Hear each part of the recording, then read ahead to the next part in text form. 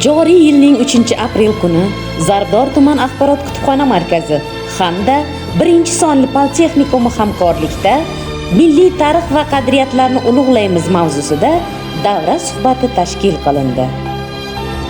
Ushbu davra suhbatida yoshlarni yuksak ma'naviyatli insonlar qilib tarbiyalashda, ular ongida milliy o'zlikni shakllantirish asosida she'riyat kechasi namoyish etildi.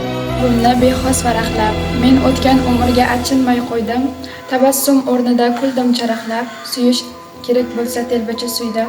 To'maris kitobimiz Mirkarim Osim qalamiga mansub. Bunda To'marisning qilgan ishlari, kimning ustidan yurish qilganlari. Ushbu davra suhbatida Zarbdor tuman axborot kutubxona markazi bibliografiya bo'limi mutaxassisi tomonidan To'maris kitobiga bibliografik obzor qilindi hamda o'quvchilarga tanishtirildi. Quyosh nurini uzoq-uzoqlarga ketib uzaytadi mening umrimni. Yurganlarni daryo deydi. Nasriy asarlar yozgan, she'rlar yozgan. She'rlari bunda ham sevib o'qiladi. Shulardan foydalanib o'qishlaring keladi. Sizlar ham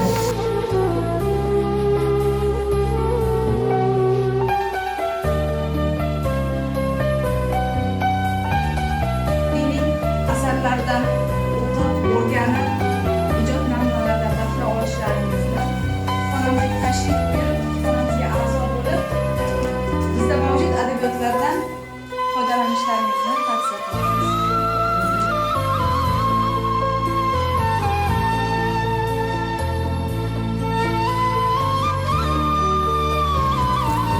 Milliylikni qadrlash, avlodlar orasidagi madaniy va tarixiy ko'priklarni saqlab qolishga yordam beradi. Sharhlovchi Zarbdor tuman axborot kutubxona markazi xodimi Ozoda Musayeva.